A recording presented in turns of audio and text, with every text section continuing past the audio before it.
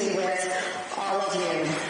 Tremendous friends, thank you. Thank you to the Republican Jewish Coalition for having me this evening. Thank you.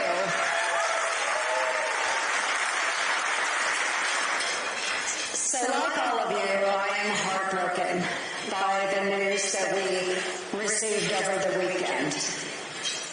As the IDF was closing in and freedom was within reach, I ran back to Hamas, murdered 6 innocent hostages, including our fellow American hero, Hirsch Goldberg, Poland. God bless him, yes. For over 330 days, Hirsch had been held by Hamas after having one of his arms blown off while trying to save others on October 7th of 2023.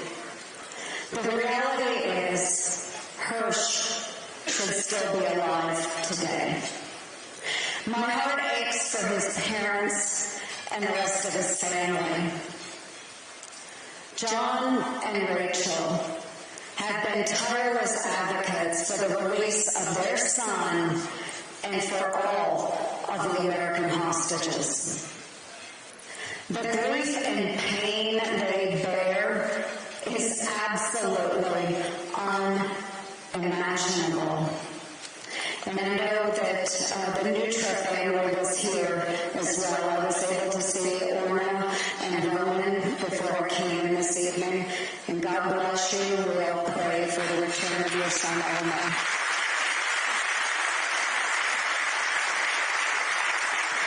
So may God be near to the families of our hostages. We must bring them all home now.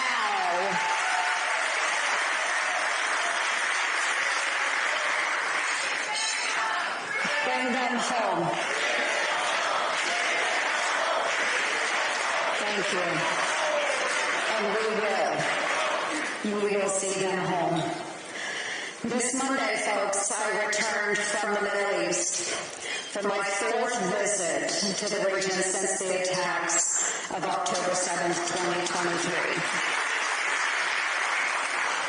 2023. The first trip into Israel was on October 10th to stand shoulder to shoulder with our ally and her people.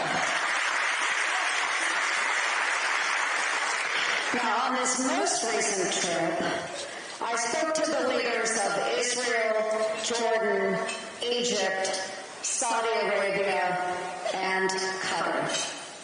I sat down with Prime Minister Benjamin Netanyahu, and he shared with me Israel's need for our continued partnership with the United States as Israel fights for their democracy on every side.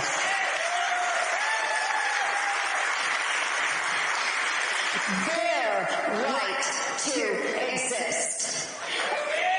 And first and foremost, to bring our hostages held in Gaza home to their families.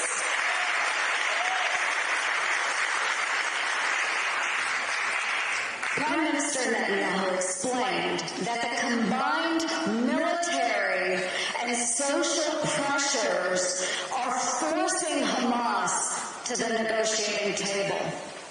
He also shared that the Israeli Defense Force is choking out Hamas's ability to operate by denying their ability to resupply themselves.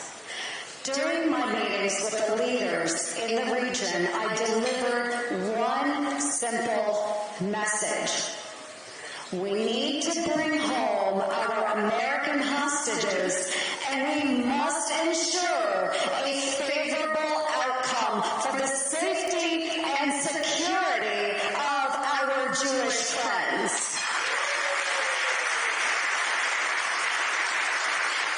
Israel has every right to defend herself. Period. Hamas must be destroyed. Period.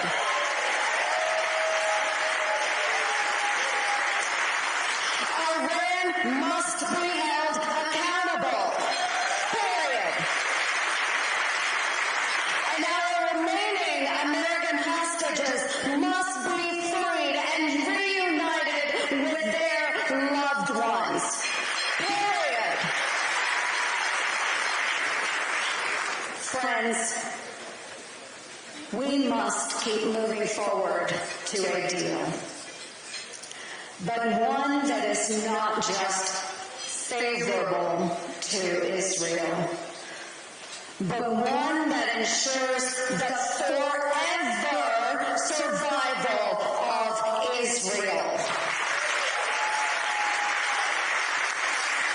One that destroys Hamas's ability to reconstitute in the region and brings our hostages home. Now is the time for all regional leaders like Egypt, Jordan, Qatar, and others to use all of their leverage to secure a deal.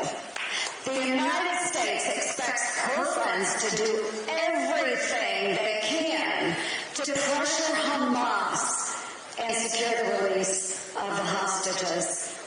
Anything short of maximum pressure and effort by these partners will have major consequences.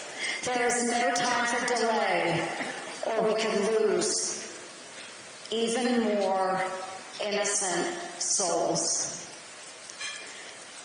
Friends, there must be no daylight between our ally in the Middle East and the United States.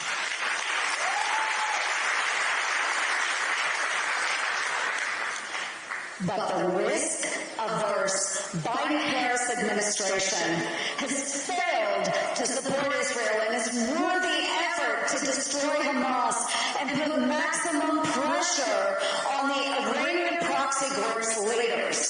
Instead of upholding their so-called ironclad commitment to Israel, the Biden-Harris White House is withholding weapons to our greatest Middle Eastern ally.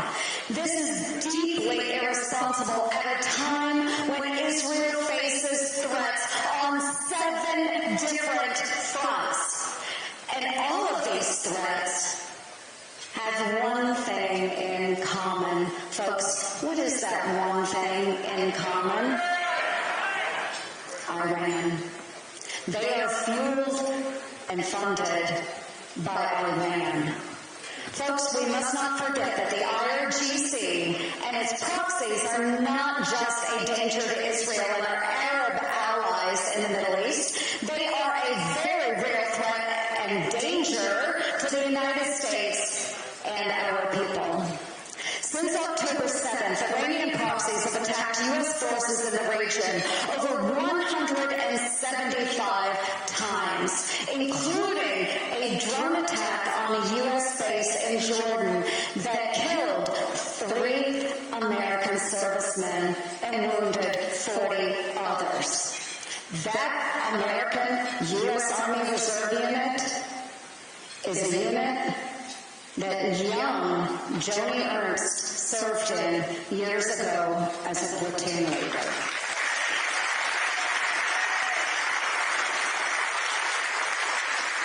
Both the left and their cohorts in the media refuse to admit it. We did not have this global chaos years ago.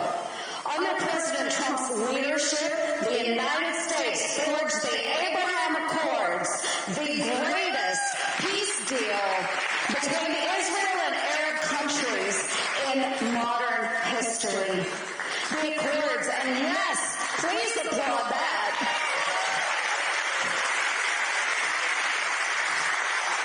The Accords deepened cultural, economic, and defense ties, uniting the Middle East against their common threat of Iran.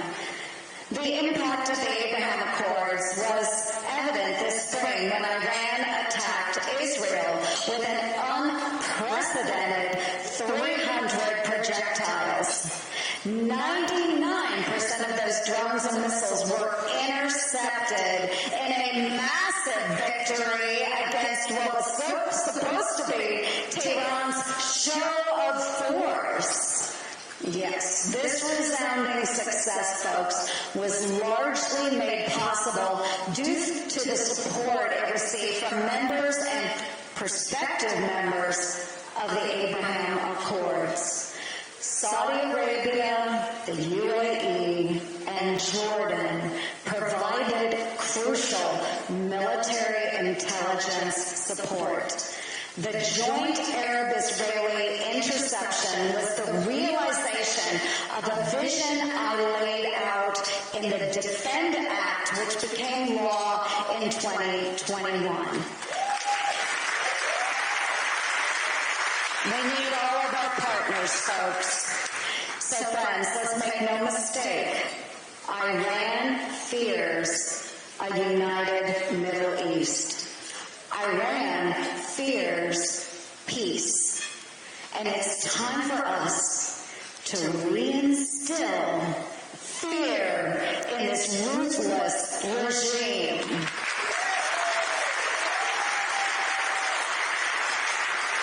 Israel deserves nothing short of America's full-throated support, a true ironclad commitment. But you and I both know that can only happen if we re-elect Donald J. Trump.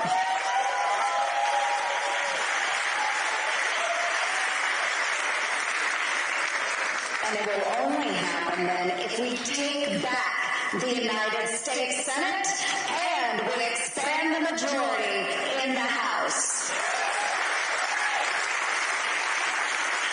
Kamala Harris will not be the friend that Israel needs. I've met her in the Senate, folks. She's not only sympathetic to the pro-Hamas wing of the Democrat Party, but she is surrounding herself with pro-Iran advisors. She refused to unequivocally condemn the anti-Semitism scattered across college campuses, and instead said protesters, and I'm not joking about this, folks, she said they were, quote, showing what human emotion should be, end quote. Just last week, she refused to answer whether or not she supports an arms embargo on Israel. That should be a simple answer. And most importantly, she adheres to the myth of a non-nuclear Iran in exchange for sanctions relief. Folks, Iran hates America and has active bounties on U.S. officials, including President Trump. Any further appeasement of this terrorist state is malpractice and will lead to grave consequences for our homeland.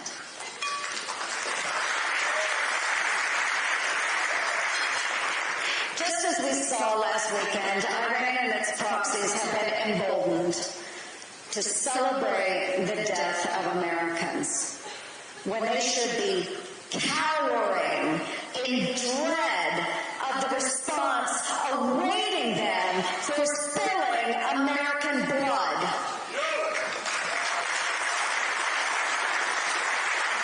But sadly, this mindset has become the norm under a Biden-Harris administration. 3 years ago, against the advice of top military leaders, President Biden and Kamala Harris lit the spark that let the world catch on fire. Their disastrous Afghanistan withdrawal was a catalyst for the chaos we're witnessing in the Middle East.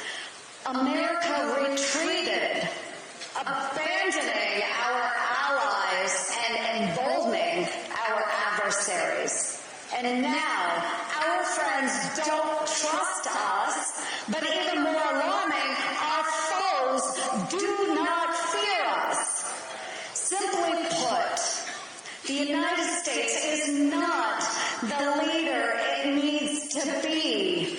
And folks, we must chart a new course. So friends, I believe in American leadership. Peace through strength.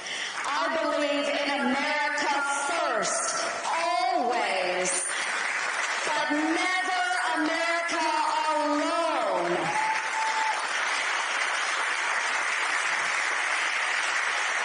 We must continue continue on a course forward, and that means forging strong partnerships and allied networks. This is essential to America's security and prosperity. The United States is not here simply for the good of the world, but to provide security and stability in order to protect our country, our people, and our way of life.